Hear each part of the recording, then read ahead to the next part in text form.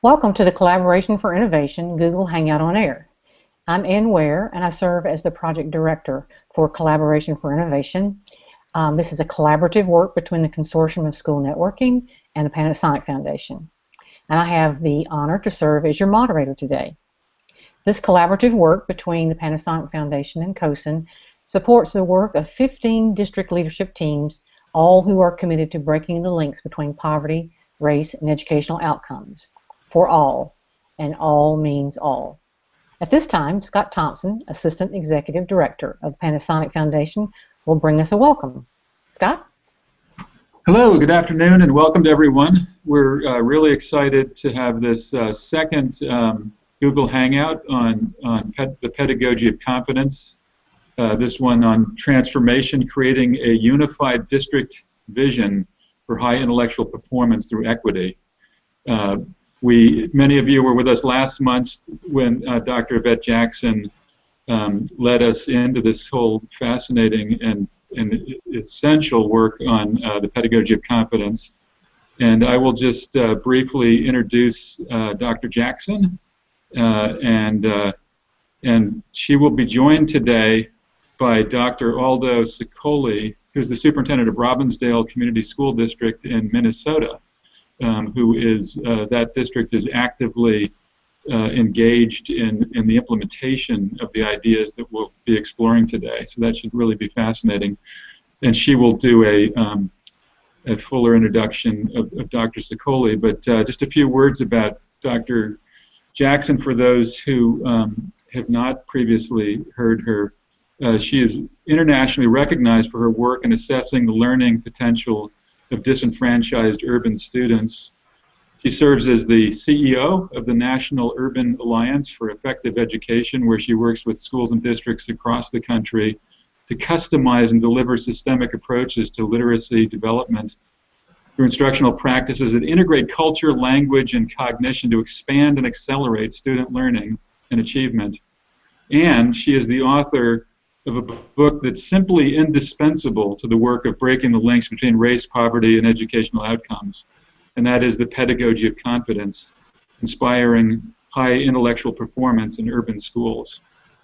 Thanks so much for being with us today, Dr. Jackson. Oh, it is my pleasure. Thank you for having me, and thank you for sponsoring this.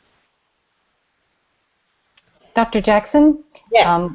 Quickly, we'd like to share with our participants that are with us in the Google Hangout on Air today that if they have comments or questions for either you or Dr. Sue Coley, then we encourage them to post them in the chat area there of the Google Hangout on Air. And so now, Dr. Jackson, I'll turn it over to you to introduce Dr. Sue Coley, and here we go.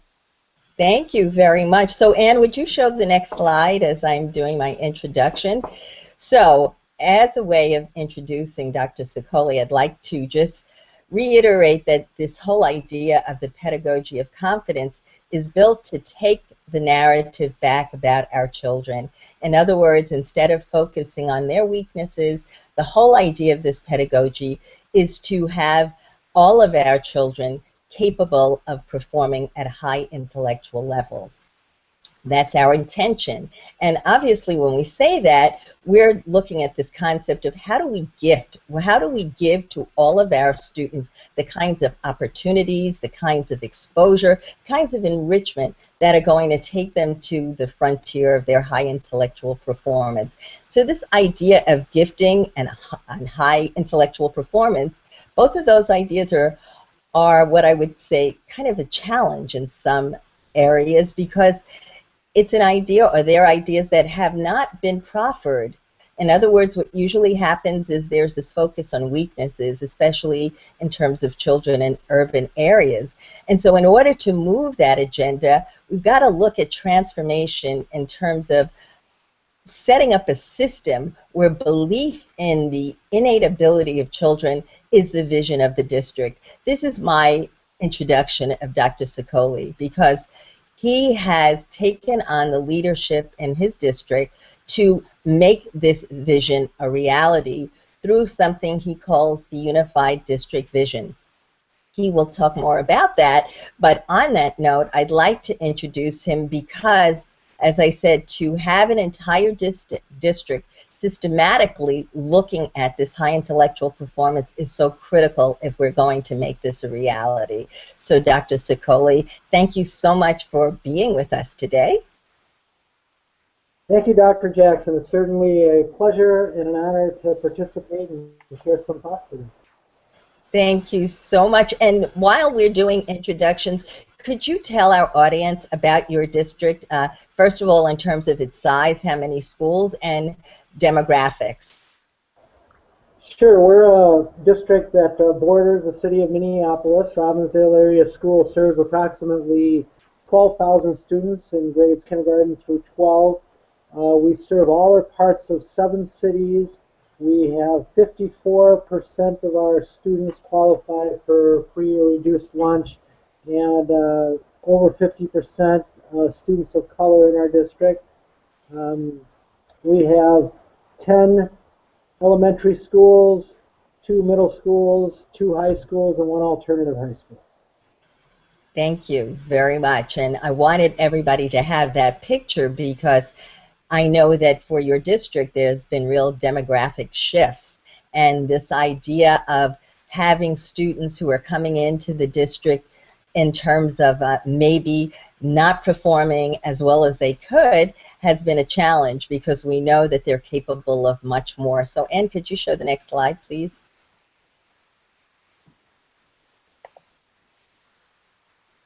All right, so on that note, I think it's really important to bring back up this keyword of belief, because the idea of transformation so that we really can experience high intellectual performance is a matter of belief. And that is the thing that Dr. Sue Coley is pushing front and center. Next slide. So when we talk about belief, I have a question, and that's the question that we're going to explore, and that is what's needed to really engender belief in students' potential for high intellectual performance and a staff's ability to elicit and nurture that potential. That's my question for Dr. Sue Coley, how he was able to start an entire district moving along with that belief. So Dr. Sue Coley, how did you get your staff and the community to start looking at this concept of high intellectual performance for all children? Well, first of all, I don't pretend to have the one right answer, the perfect answer for this question, and we are certainly in a process with it. But ever since I came here over 5 years ago, we had conversations about our beliefs and what we could do as educators to better serve our students. And to me, you know, the second part of the question I think is critical, because the first part, a lot of people will say, well, of course, I believe all students can learn at high levels, but the ability to elicit and nurture this potential, I think it's incumbent upon us to inspire and empower our staff so they can inspire and empower our students. Because I think sometimes not only do we take the wrong approach with students by focusing on their deficits and trying to remediate, I think we oftentimes take an ineffective approach with staff, where we're too prescriptive. In an effort to get consistency, we become too prescriptive, and staff feels less empowered to use their strengths to bring out the strengths of students. So I think we have to work on that, and we're going to have more time in this discussion to talk about what we've done community-wide and district-wide, and I'll be happy to share that in a bit. Well, thank you for sharing that, and you're right. We understand that there's not one answer, but really it's how you look at the bigger picture. Next slide, Ann. And so as we're moving this idea along, what we know is that it's not just an idea of belief. I'm kind of reiterating actually what you said, that in order to move the staff along, it's how we look at inspiring them so that they not only have that belief, but as you said, they have the confidence and competence to act on that belief. And so the next 2 areas that I know were so profound and continue to be in your district is the kind of illumination that's going on, enlightening the staff in the district through a variety of means that we'll talk about, so that they are more empowered to do that kind of eliciting of the student strength, and to give your staff the voice that they need to articulate what might be needed for assisting them to get there. Next slide, Ann. So that brings us to, based on what you were just saying in terms of getting the staff to feel that they are comfortable in terms of that belief and moving on that idea of being able to elicit high intellectual performance, I'd like to talk about how you created what I like to call an architecture of support, that kind of thing that both from a metaphorical and an inspirational or a literal level in terms of not only the support processes, but that vision. Talk to us about your unified district vision. Certainly. It really started, I think, about halfway through my first year in the district. We were having these conversations about our beliefs and the impact they have on our students' success. And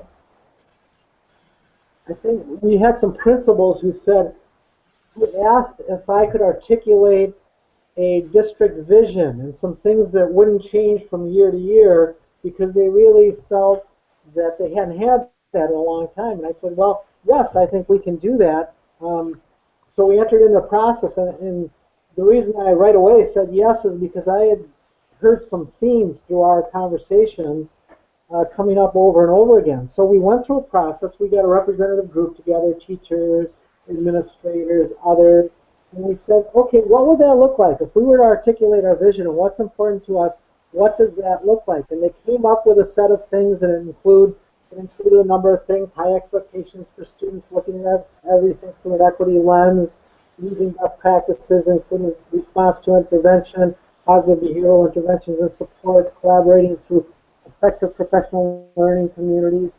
And so they came up with this vision, and we called it the Unified District Vision. But the next step was we went to all our schools and our other buildings, our programs, community ed programs and other programs, and asked staff, okay, what are the suggestions for modifying this vision? And really we had no suggestions for changing it. Well, I don't know what that means. They hadn't really processed it at each building, and what they processed and said, yeah, that makes sense. That's what we're about. But so we came back with no changes to it, and that was our really originally a staff document and a staff approach regarding Unified District Vision. Well, we were able over time to reallocate some of our resources and put more financial resources into professional development. As I saw what we were doing in the area of professional development district-wide, we had a relationship in our middle schools with the National Urban Alliance over the years, for quite a few years. Right. But it really wasn't that deep, in that we had a teacher from each middle school who had been trained. And then they worked with staff at their middle schools, and they only had a fifth of their assignment devoted to that. So as I looked at where we were in our conversations, it seemed to me that what National Urban Alliance had to offer, and I was familiar with working with them from a prior district I had been in, I thought there could be some real benefit. But I figured me just saying that wasn't going to get it there. So we sent some district office administrators and some principals to a summer academy that was here in the Twin Cities, and they really came back excited and inspired about the possibilities. So from there, we were able to then, in succeeding years, expand our partnership with National Urban Alliance to now we're doing training in all our schools with our staff. So then, as that became more infused throughout our system, we worked with the school board. And Dr. Jackson had a couple of professional development sessions with our school board, and as it came time to look at a new strategic plan, a strategic plan was adopted shortly before my arrival, a year before, and as it came time to look at doing a new one, I had conversations with the school board about our Unified District Vision, which they had heard about, and I suggested that we use that as the framework for our new strategic plan and our strategic planning process, and that we have a more focused plan that really is around student achievement and student learning, knowing that we will do all the other things associated with that, the finances, facilities, etc., but really focusing on what our main business is, and that's students learning. So the board was enthusiastic. We enthusiastically embraced that, And so that served as the framework from our strategic planning process, and I can share more about that as we go along. Yeah, thank you so much because you hit on so many key elements there in terms of what it takes to really transform beyond the belief in terms of getting not only the staff but the board members and the entire community to shift the way they're looking at not only the children but how the programs are being offered, different kinds of opportunities that are out there. So much of this depends on how people view not only the importance but the possibilities of this as a reality that all children, how could all children be capable of having high intellectual performances? And I know that as we've been working with staff, that question sometimes comes up, but we're constantly saying, we're not saying that children or anybody can have high intellectual performance in every single thing that they do. And as a matter of fact, I think we talked about this last time, even Albert Einstein was not gifted or did not perform at the highest levels at all times. But the difference is the focus, that when you focus on high intellectual performance, as you were talking about, and put it directly on paper in a plan that says, this is how we do business here, this is how our district moves forward, everybody can. And so that's, I have to tell you, your work inspires me, because when I look at how much it takes to really move this effort along, it is very complex and there are so many pieces to it. But when you think about it in a very strategic way, which is what you and your district has done, we see quantum changes in a very short time. So, Ann, next slide. You did mention, and it is in the title, the word equity, right? So it's high intellectual performance for all students through equity. Why did you feel the need to use that term in the title of your Unified District Vision? Why was equity important?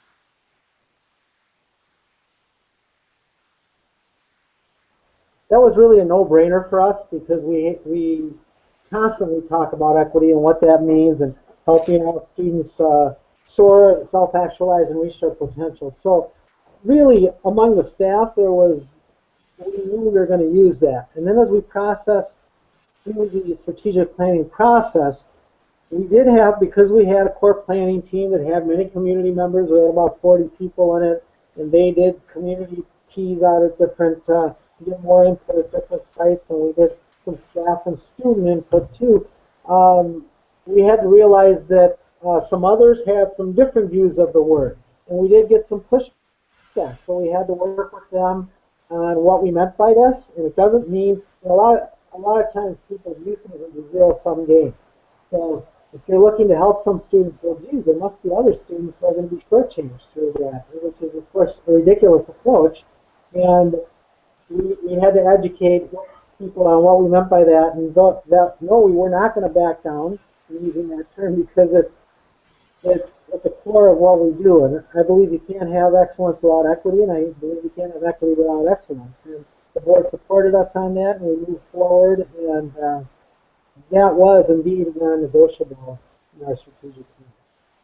Yeah, that is so critical. And the whole idea, as we've worked with your staff as well, for them to understand and be able to underscore what you're saying, that this is, by having that word in the vision, it keeps the target alive, and it keeps them understanding that this is not just, as you were saying, on paper, but how it has to be used as a way of choosing the right opportunities, making sure that every child has been given the same kind of provisions to get to where they need to go. And that's why we use equity synonymous with gifting all children. You can only do that when there's total equity, and that is what I see happening in your district and throughout the schools and at every level, even in terms of the work, not even, and especially in terms of the work with the principals in your district. And that's been, I think, really a critical component of this.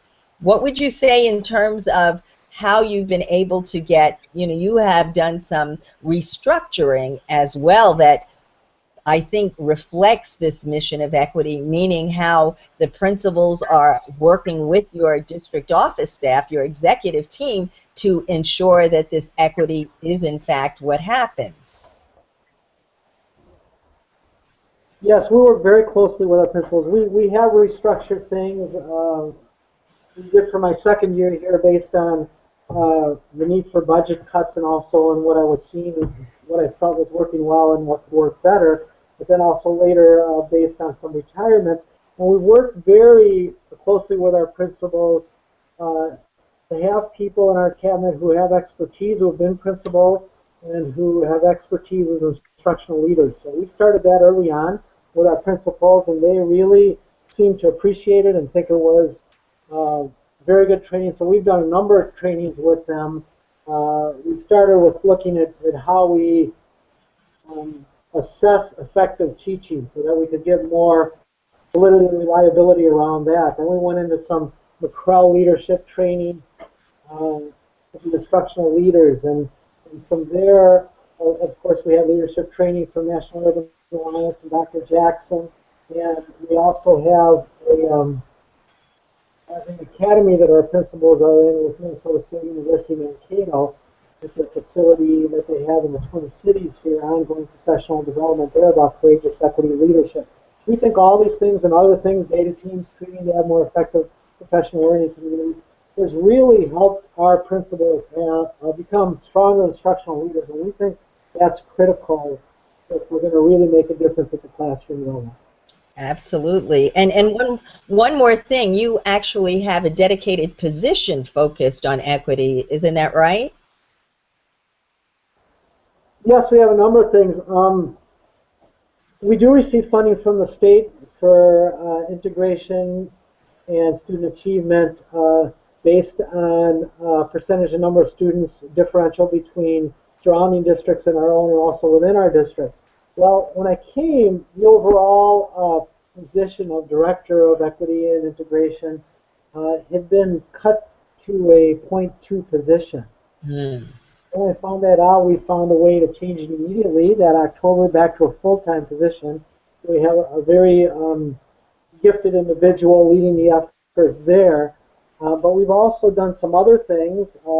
We do have someone also dedicated full-time now in the district to help with our implementation of NUA strategies, holding those efforts full-time. So yes, we have a number of staff, and we just thought that was critical, because if we don't have people spending or having the time to give the attention to these efforts, they're never going to move forward to the extent that we would want, because we know what principals' days are like, we know what my days are like, and there's too many things vying for your attention. So yes, you're committed to the effort, but we also need people who can devote the vast majority of their time to systemically plan and move things forward.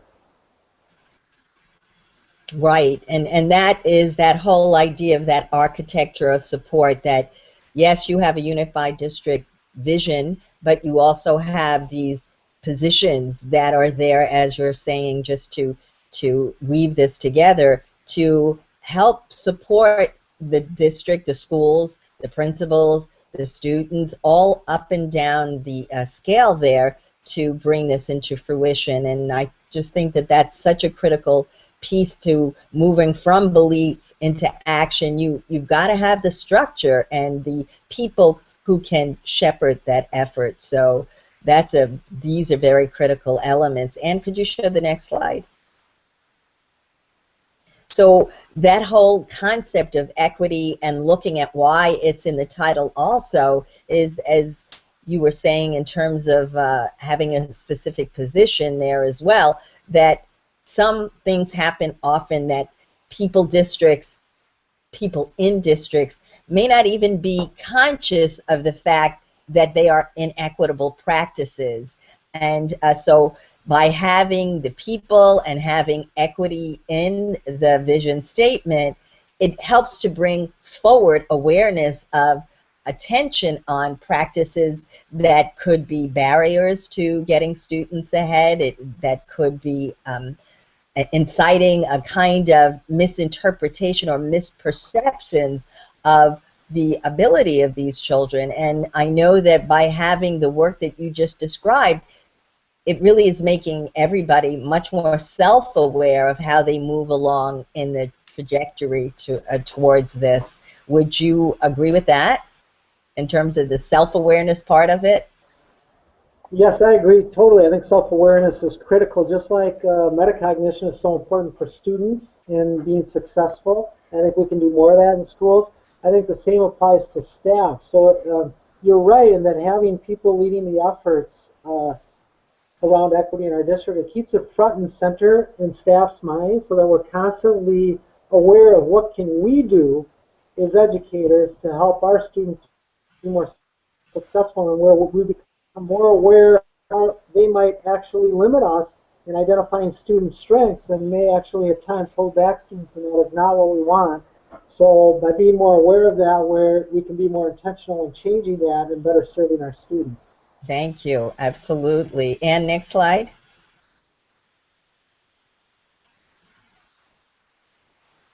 So I just put this back up there because this idea of adding your district right there to and in a frame around equity is leading us into talking more specifically about some of the other activities and concepts that are used to push people forward as part of the way, the frame of reference that's become Robbinsdale, as a matter of fact, and how you're framing the work. So next slide.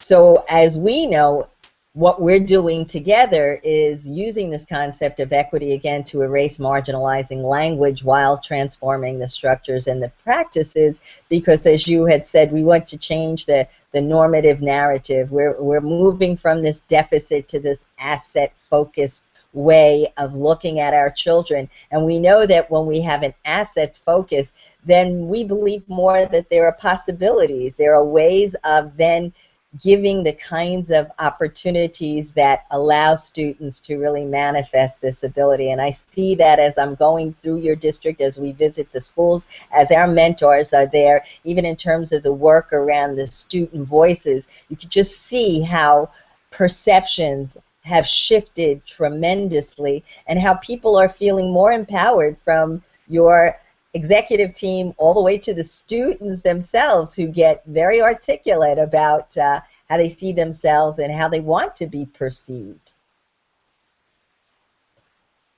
Next slide, Ann. So now that we're talking about that, and you've really given a lot of ideas about what had to be done to help this inspiration, what are those kinds of actions that you think more specifically, because you touched on some of them, but what other things connected to your unified district vision do you think have helped to continue to focus the staff and inspire them in terms of the possibilities, maybe the goals from your vision? Right.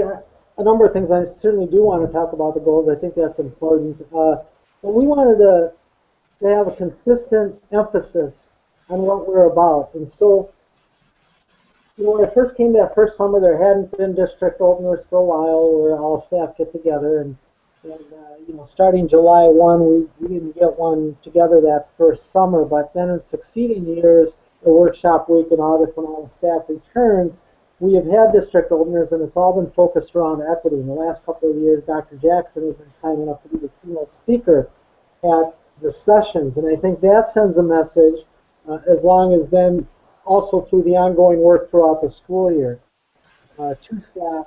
And I do think, and this is a credit to our staff, because I get to work with great people here in Robbinsdale and in the schools, but there's been a vast difference in the conversations from 5 years ago to now. So initially, I was disheartened that there was a lot of, as you sometimes find in school, much more so than now anyway, language that pointed to blaming students and families for students not succeeding to their potential. And you almost hear none of that now in our district. So it's changed a lot. You referenced schools and unified district vision. I think that's critical.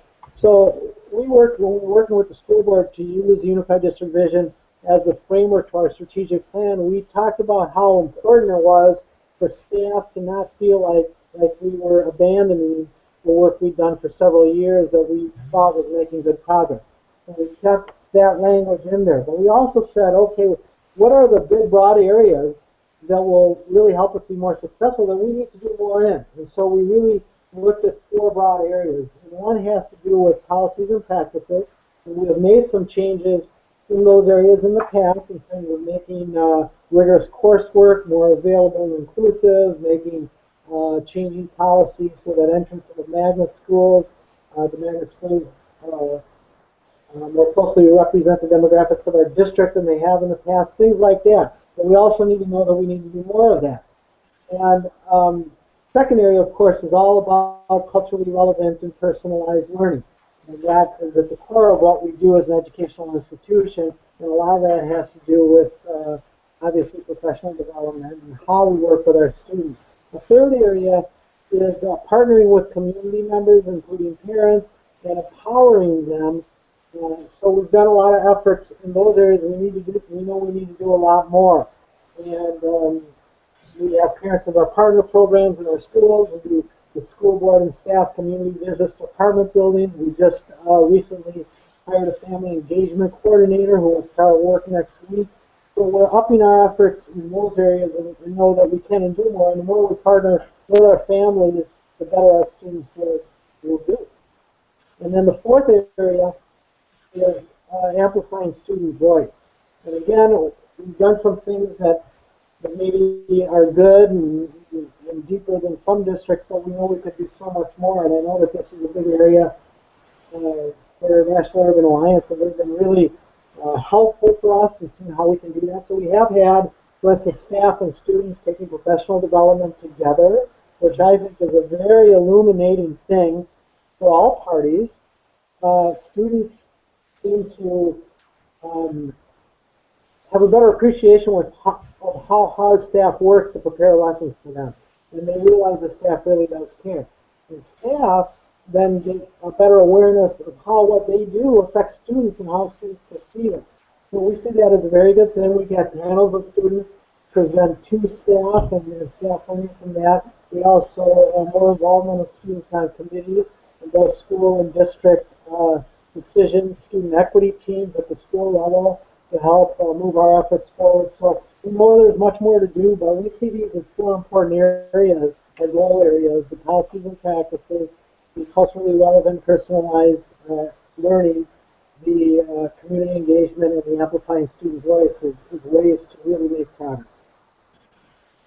I'm listening to you, and I know your district so well, but when you go through it, it's so astounding in terms of the nuances that are connected back to that word equity again, because just the way you described it, people usually think that equity just means, okay, what are we doing to make sure that we're looking at the scores of children of color? You know, it's that kind of thing, as opposed to what's happening in your district, where equity is about the opportunities to empower everybody from your district staff down to the students, to the point that they, like you said, not only have gone through the professional learning, but I know I was there when students went with teachers on walkthroughs in the schools to identify where they saw examples of high engagement, and then to discuss with teachers, the students discussing with teachers, what were the kinds of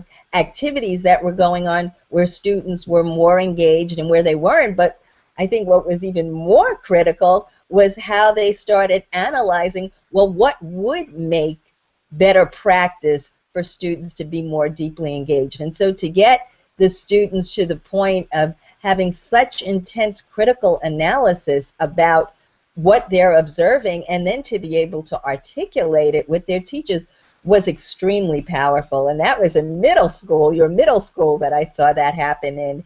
And it was just, as you're saying, it brings the conversation to another level.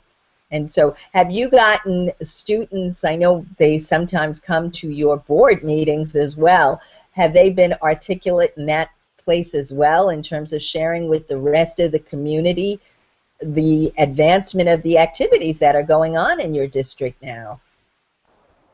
Absolutely. We do have students come to our board meetings in all sorts of capacities, everything from arts performances to sharing what happens in the schools along with staff. Elementary students sharing about what different programs have done for them. We have student advisory to the Board of Education. It's a group of high school students from our 2 comprehensive high schools and our alternative high school. They work with the board a couple of sessions each year. We just had them in recently, and the board loves hearing from them. We had students share on other topics too come in, and that is powerful because the board and the community then gets to see, because they are televised, they are on our website, the telecast of the meetings. They can hear directly from students on what's working and what isn't. And I think it's important for us. Students are our customers, and if we want them to really reflect on their own learning, we need to listen to them, and they have a lot of insight as to what helps them tick, what motivates them. And as Dr. Jackson said, we think engagement is absolutely critical. And so we need to pay attention to what students say about what gets them engaged, what gets them fired up for learning. We want them to be excited, lifelong learners. And if they're that, they will be motivated to learn. They'll take ownership of their own learning, and they'll do it throughout their life. So we're excited about the possibilities. We have a long way to go, but I think what we're trying to do is lift ceilings and open up potential for everyone, staff and students. Right, right. It is very powerful. Next slide, Ann. So when you know, it's interesting, you said some of this already, but it's really interesting the kind of bifurcated role that you have in your district, where it's not just the leadership that's important for your immediate staff, the schools, but really the leadership within the community as well. And so you talked a little bit about the board meetings, especially the ones that I had attended, but could you talk a little bit more about how you're engaging the community? I know you also talked about including you know, contributions of the community, but what else would you say is, what other kinds of things are going on that you think has inspired the community? You could even talk a little bit about, congratulations again, about your levy that passed. Well, we're certainly grateful to our community, which on November 4th did pass 2 levy questions by very wide margins. One was a renewal of our existing operating levy, which was 13% of our operating budget, and then the other was a new technology levy, and we think that's going to be really beneficial for students, so we are grateful for that. And I think our attempts to connect with the community and to listen to them help, frankly, in passage of those questions, but obviously that's not the reason we do that.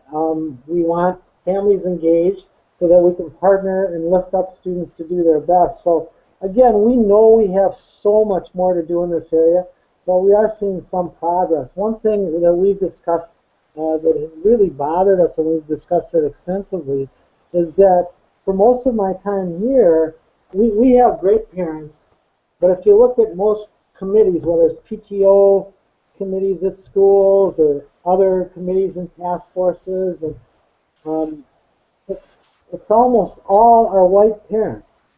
And how do we better, or more directly engage, partner with our communities of color to hear their voices and what works for their students? And so we've done some things. We have a long way to go, but I think in this recent strategic planning process where our core planning team, that was really the first time where I've seen a group of parents in our district that really reflected the diversity in our district. And that was really encouraging to see that. And we also have, our state has some legislation that was recently passed that's around, it's called the World's Best Workforce, preparing students for post-secondary. And there needs to be advisory committees for that. And our advisory committee, they meet again tomorrow night. Again, much like our core planning team for strategic planning, is reflective of the diversity in our district. And so those things are starts, but we have a lot further to go with this, and we have every intention of doing more, and we think this recent hire of a community engagement coordinator is going to help us accelerate those efforts. And that can only mean better things for students. Yeah, yeah, and like we said before, in order to move this vision along, it just takes so many people in terms of the work to move them forward. What would you say has been some of the student results so far in terms of any growth on any level, activity scores, performance? What are you starting to see in terms of transformative results? Well, that's certainly an important question. Of course, the speed at which we make progress isn't what we would hope. We want to see progress in all areas, and we don't always see that. But some things we have seen is the growth scores, as measured by MAP and other assessments, are really quite high for our district. And we have, for the most part, eliminated gaps in growth. We haven't been as successful yet in eliminating proficiency. Our state has high proficiency levels. We have a lot of information on how much growth individual students need to do in groups of students to get to proficiency, and oftentimes it takes several years of 2 or more times typical growth. But we regularly report on what we call accelerated growth, and usually we identify that as 1.5 times growth, typical growth, and just in our board meeting yesterday, again, we talked about that. We also looked at our some assessments we do even with early learners, and have shown that really we're making great progress in terms of where students are in reading and math, everything from kindergarten entrance to grade 2, where they start the year and then where they end the year. And the percentages are much higher at the end of the year of those at grade level than they were at the start. So that's encouraging. At the middle level, we've done a number of things. Also restructured our middle level day so that we invested money and got rid of study halls and gave students more time in math and reading if they showed they weren't on the road to proficiency. And that helped because at a time where the state scores went down in math, 3 percentage points for proficiency, ours went up 4 percentage points. So we saw that as a win. And at the high school level, I think a couple of things. Our graduation rates have increased for all racial groups of students.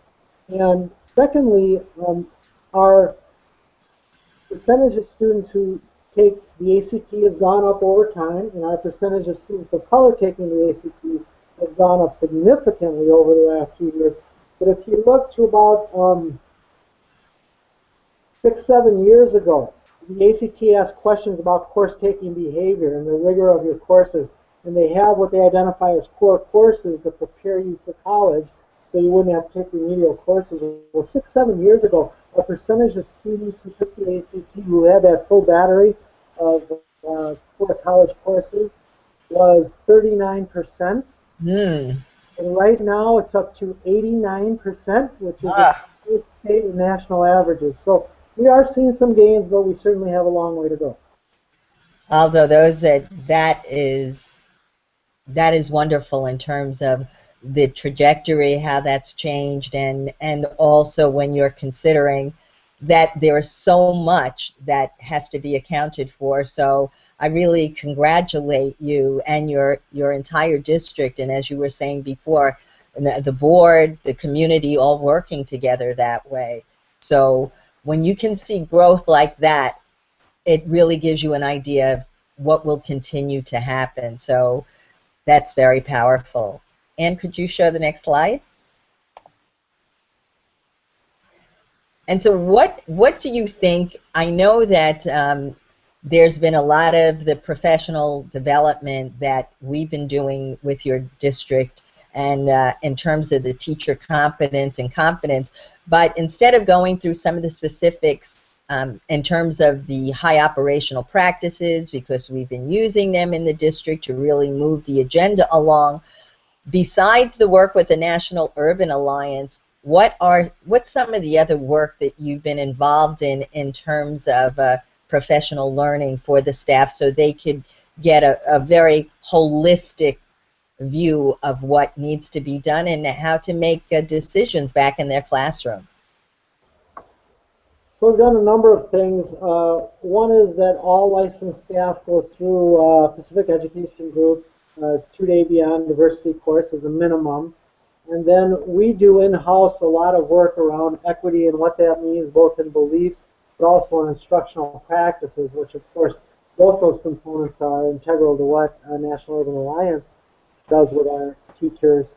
Also lately, we had professional learning communities in our district for a while, but looking at implementing more effectively, we have done some extensive training around that. So it's really focused around individual students and their needs and what's working in the classroom and what isn't. And it isn't always easy to get there, but when you see it, it's really something to see. I sat in on, this year I was going to Northport Elementary School, which has, I think, about 88% students who qualify for free and reduced price lunch, and they've just done great. They've got a federal grant in the arts, and they're doing great things. But I went there to visit classes, and when I got there, the wonderful principal we have there, Leona Jordan, said, "Well, do you want to sit in on this PLC meeting we're going to have with the instructional coaches, her, and a grade level?" So I actually sat through two different grade levels, and it was amazing to watch what they were doing and what they were sharing. There was no defensiveness. It wasn't operating in isolation. It was, okay, each teacher, they had the scores for their students on these formative assessments they were using. Then they were talking about what worked and what didn't, and what they could learn from other teachers. And the professional collaboration was astounding. It can only help students when we work together rather than work in isolation. So we think that some of that work too, around the data teams, PLC work, has helped also, along with all the different equity training we're providing for our staff. So we need to keep on that path. I want to also point out one other important thing, because we are not only devoting more resources to professional development, but we are devoting resources in other areas of which we don't get funding from the state. For example, we have started 8 sections of Great Start preschool for 4-year-olds from low-income families, free of charge, where they spend half day, 5 days a week in school. And the data we have on what difference that makes for these students entering kindergarten is incredible. It just makes a world of difference. So we're happy to invest in that. Another thing is, of course, in our state, we only get reimbursed for summer programs that are remedial in nature, but we put money into other programs so that if a student wants to take accelerated math in the summer, accelerate their learning so that they can either strengthen their skills to get to the next course or jump an entire course, get to the course after that, they can do that in our district. And we think these are important things. If we're really going to challenge students to say we want high intellectual performance, go after your dreams, we need to provide the pathways to do that. And so resources help with that, but I'm happy we've been able to redirect some things to do more of that than we have in the past.